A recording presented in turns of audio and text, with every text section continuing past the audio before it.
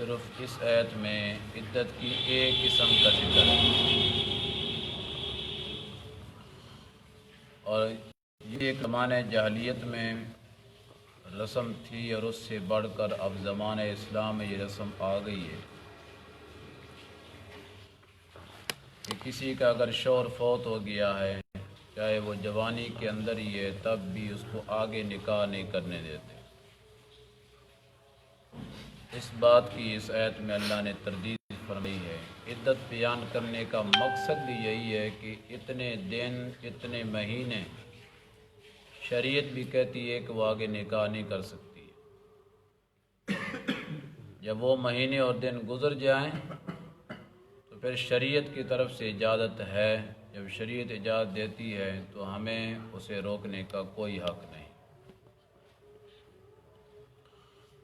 والذین یتوفون منکم، اور جو لوگ تم میں سے فوت ہو جاتے ہیں، وَيَذَرُونَ أَزْوَاجًا، اور اپنے پیچھے بیویاں چھوڑ جاتے ہیں، يَتَرَبَّصْنَ بِأَنفُسِهِنَّ أَرْبَعَةَ أَشْهُرٍ وَعَشْرًا، تو وہ عورتیں اپنے آپ کو انتظار میں رکھیں 4 مہینے اور 10 دن۔ یہ عدت اس عورت کی ہے جس کا شوہر فوت ہو جائے۔ 4 مہینے 10 دن اس نے انتظار میں بیٹھنا ہے، جسے اپنی زبان میں کہتے ہیں سوگ میں بیٹھنا ہے۔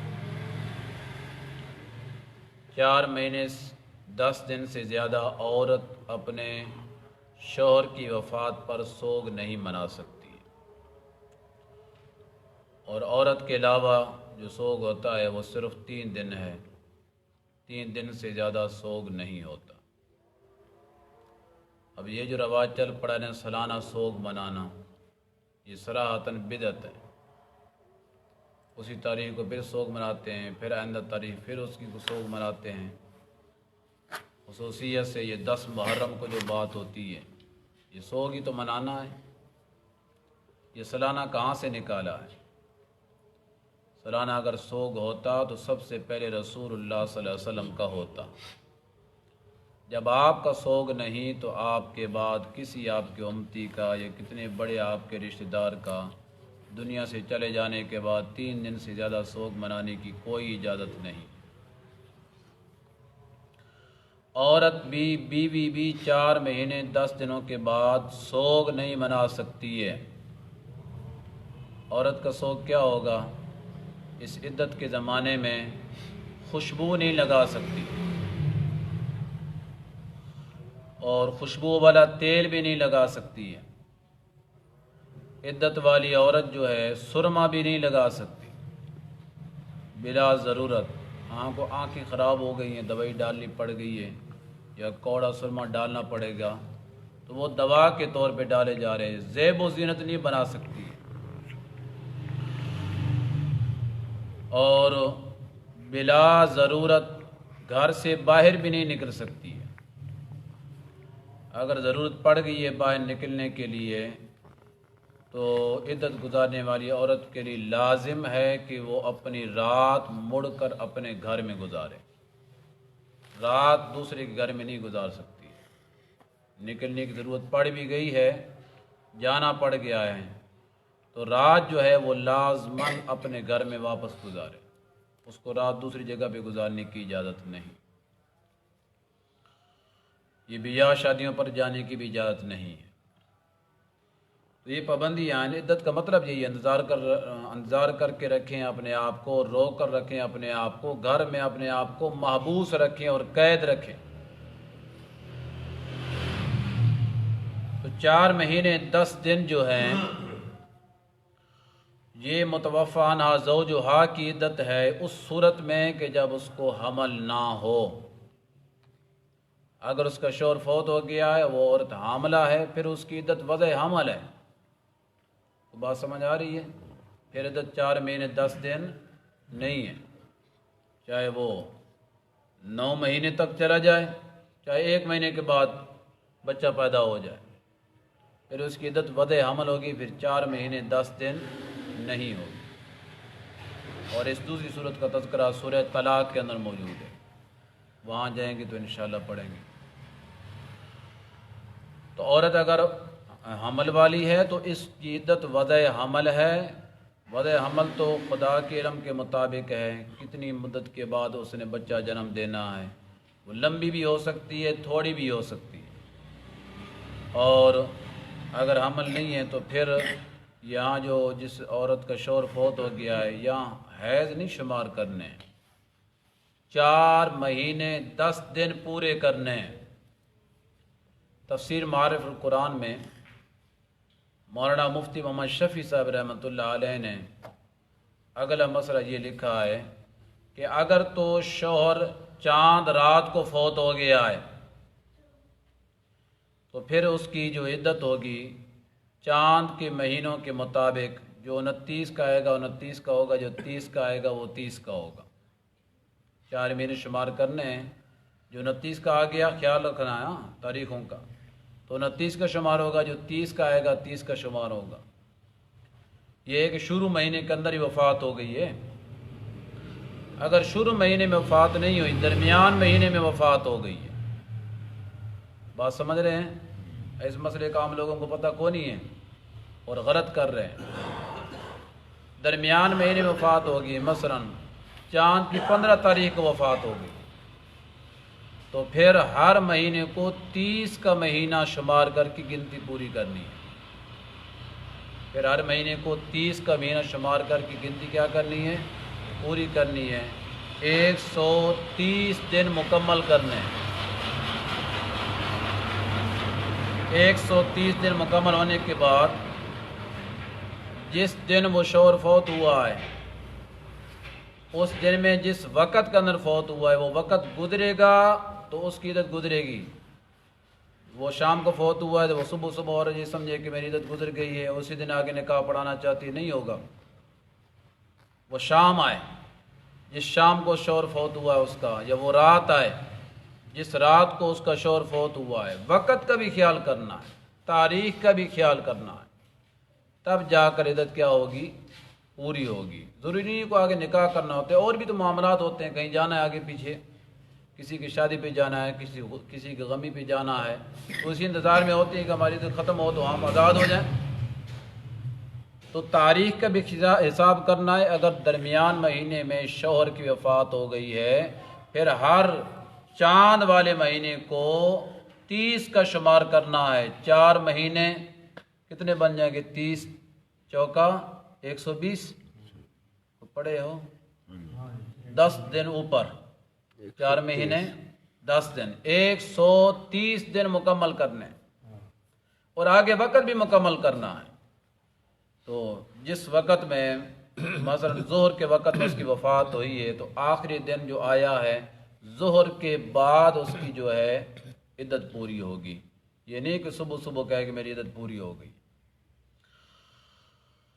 تو یہاں پہ اللہ تعالیٰ نے یہ مسئلہ بیان کیا ہے کہ جن کے شوہر فوت ہو جائیں، وہ بیویاں چھوڑ جائیں، تو بیویاں کیا کریں؟ انتظار 4 مہینے 10 دن۔ فَإِذَا بَلَغْنَ أَجَلَهُنَّ، وہ عورتیں جب اپنی عدت کو پورا کر لیں، فَلَا جُنَاحَ عَلَيْكُمْ، پھر تمہارے پر کوئی گناہ نہیں ہے، فِيمَا فَعَلْنَا، ان باتوں میں جو وہ عورتیں کریں، فی انفسہن، اپنے بارے میں، بالمعروف، شریعت کے قانون کے مطابق۔ دیکھو جتنے بھی قانون آئے ہیں، ہر قانون کے اندر اللہ نے بالمعروف کی قید لگائی کہ عورت کو اختیار تو ہے، لیکن یہ نہیں کہ شتر بے مہار بنی پھرے جہاں مرضی چلی جائے اڑ کر، نہیں، شریعت کے قاعدے کے مطابق۔ وہ آگے نکاح کرنا چاہتی ہے، اس کی خواہش ہے، تو وہ رسا کو روکنے کی اجازت نہیں، وہ نکاح کر سکتی ہے۔ فَلَا جُنَاحَ عَلَيْكُمْ فِيمَا فَعَلْنَ فِي أَنفُسِهِنَّ بِالْمَعْرُوفِ۔ یہ اس معاشرے کے اندر بھی کچھ بات تھی، لیکن اس معاشرے میں اس سے کام بڑھ گیا ہے۔ جوان عورت ہوتی ہے، اس کا شوہر فوت ہو جاتا ہے، پھر ساری زندگی بعد خاندان ایسے ان کا رواج ہے پکا، دوسری شادی نہیں کرنے دینی، کہتے ہیں ہماری عزت کے خلاف ہے۔ قرآن تو ہماری بے عزتی کر رہا ہے، اللہ تعالیٰ تو ہماری بے عزتی کر رہے ہیں، تمہیں اپنی عزت کا زیادہ پتہ ہے، اللہ کو تمہاری عزت کا پتہ نہیں تھا۔ اللہ نے یہ قانون بنایا کہ دوسرے نکاح کرنے سے ان کو نہیں روکنا ہے، ان کو نکاح کرنے کی اجازت ہے، آپ بھی ان کو اجازت دیں، آپ کو بھی روکنے کا کوئی حق نہیں۔ ہاں یہ کل بھی مسئلہ گزرا ہے، اگر کوئی عورت غیر کفر کے اندر اپنے خاندان کے علاوہ کسی اور جگہ پہ نکاح کرنا چاہتی ہے، پھر روکنے کا حق ہے، پھر روک سکتے ہیں۔ تو نکاح کرنا ہے اپنا خاندان تلاش کر، خاندان سے باہر نہیں۔ اور اگر وہ اپنے مہر سے بھی کم مہر پہ نکاح کرنا چاہتی ہے، پھر بھی روکنے کا حق ہے۔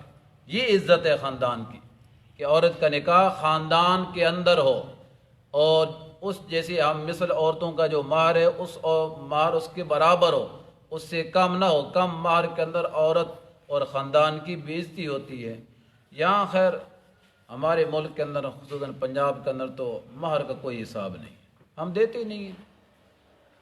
سارا کام جو ہے نا شادی کے موقع پہ غیر شرعی ہوتا ہے۔ جب مہر کٹاؤ سر جی شرعی لکھ دو، شرعی لکھ دو، شرعی لکھ دو۔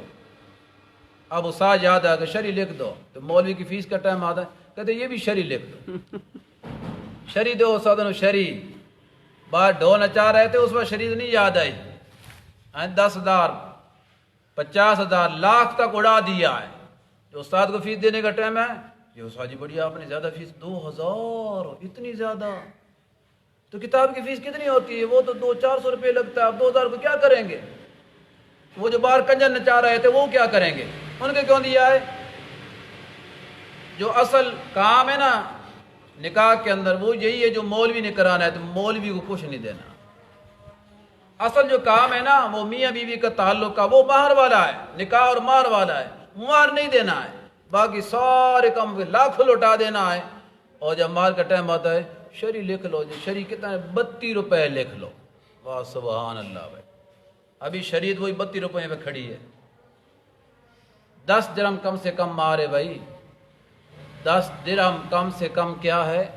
مہر ہے۔ 10 درہم جو چاندی کا درہم ہوتا ہے، اس سے کم مہر نہیں ہوتا۔ اگر کسی واقعہ کی وجہ سے نبی پاک صلی اللہ علیہ وسلم نے کسی صحابی کو اجازت دے دی ہے، وہ قانون نہیں ہے، وہ اس کی خصوصیت ہے۔ غربت کا زمانہ تھا، خصوصیات تو بہت ساری صحابہ کی ہیں۔ جو ایک واقعہ ایسے بھی آتا ہے کہ ایک آدمی زہار کر کے بیٹھا ہے اپنی بیوی کے ساتھ، آپ نے فرمایا غلام آزاد کرو، تو ہماری تو طاقت نہیں ہے۔ فرمایا پھر 2 مہینے لگاتار روزے رکھو، کہتے یہ بھی ہماری طاقت نہیں ہے۔ فرمایا 60 مسکین کو کھانا کھلاؤ، کہتا یہ بھی ہماری طاقت نہیں ہے۔ اب یہاں پہ اللہ کے رسول کیا کریں پھر؟ جو 3 آپشن ہیں شریعت نے قانون بنایا ہے، وہ تینوں کے بارے کہتے ہیں ہماری طاقت ہی نہیں ہے۔ آپ نے فرمایا فرض چلو بیٹھو، اللہ کو انتظام کرے گا۔ اتنے میں کہیں سے آ گیا مال، تو نبی پاک صلی اللہ علیہ وسلم کو کھجوروں کا ایک ٹوکرا دیا ہے کہ جاؤ یہ مدینہ کے غریبوں میں تقسیم کر دو۔ تو کہتا ہے مجھ سے زیادہ غریب مدینے میں ہے ہی کوئی، مجھ سے زیادہ غریب مدینے میں۔ آپ نے فرمایا جا تم کھا دے، تیری آل کھا لے، تمہارا کفارہ ہو گیا ہے۔ اب اس سے کوئی یہ حدیث سے استدلال کرے لو جی کفارہ بندہ اپنا خود بھی کھا سکتا ہے، کفارہ زہار کریے اور خود کھائیے، کہ اب یہی قانون ہوگا تو پھر اللہ کا قرآن کہاں جائے گا؟ یہ سورہ مجادلہ جو 28ویں پارے کے اندر اللہ نے بیان کیا ہے، وہ اس کی ایک جزئی ہے، ایک واقعہ ہے۔ اس کی غربت کو دیکھ کر نبی پاک صلی اللہ علیہ وسلم نے اس کو اختیار دے دیا کہ جا تو ہی کھا لے۔ صرف یہ ایک واقعہ ہے، وہ اس کی خصوصیت ہے۔ یہ نہیں ہے کہ جو بھی واقعہ ہے جو کہے کہ میں غریب ہوں جا تو خود ہی کھا لے، حدیث میں آ گیا تو خود بھی بندہ کھا سکتا ہے۔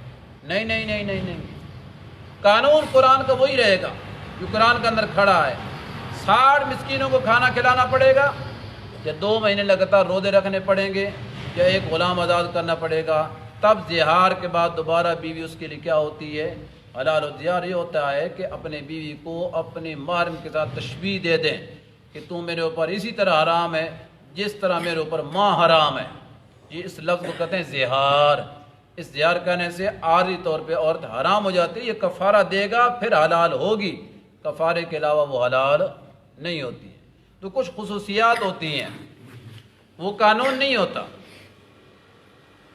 تو 4 مہینے 10 دن گزرنے کے بعد جو عورت آگے اپنا نکاح کرنا چاہتی ہے، وہ رسا کو اس کو روکنے کا کوئی حق نہیں ہے۔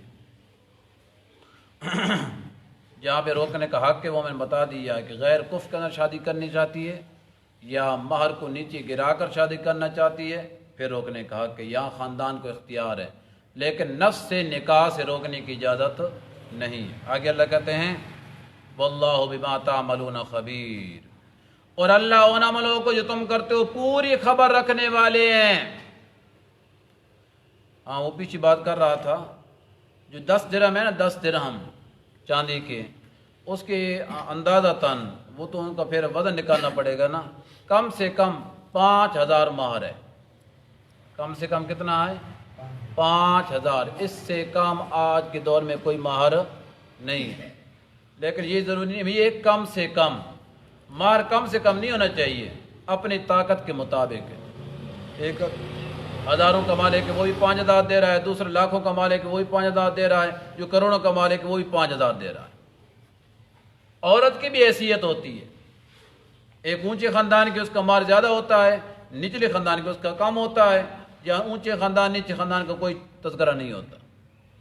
اور ایک بری بیماری پھر یہ بھی ہے کہ لکھوا دیتے ہیں کچھ لوگ، دیتے نہیں، غیر معجل لکھوا دیتے ہیں اور دیتے، یہ حقوق العباد ہے، کل قیامت کے دن آج نہیں دیا ہے تو کل دینا پڑے گا، کل قیامت کے دن حقوق العباد ہے، جو لکھوا دیا ہے، جو مقرر ہو گیا ہے، وہ عورت کا حق ہے، اسے دینا ضروری ہے۔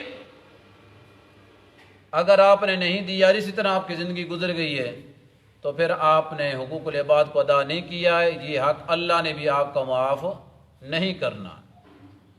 اللہ کہتے ہیں واللہ بما تعملون خبیر، اور سنو انسانوں، جو کچھ تم کر رہے ہو دنیا میں عمل، اور کوئی دیکھ رہا ہے کہ نہیں؟ میں رب تو دیکھ رہا ہوں، مجھے تو آپ کے عملوں کی خبر ہے۔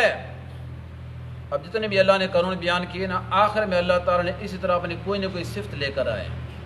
اللہ کہتے ہیں میں جانتا ہوں، میں دیکھتا ہوں، میں بصیرت والا ہوں، میں خبیر ہوں، میں علیم بذات الصدور ہوں۔ خیال کرنا، شریعت کے قانون کے اوپر آپ نے عمل کرنا ہے، کوئی اور دیکھ رہا ہے، سمجھ رہا ہے یا نہیں سمجھ رہا، آپ نے اللہ کا حکم مان کر، اللہ کا ڈر دل میں رکھ کر شریعت پہ عمل کرنا ہے، بندوں کا ڈر رکھ کر دل میں شریعت کے اوپر عمل نہیں کرنا۔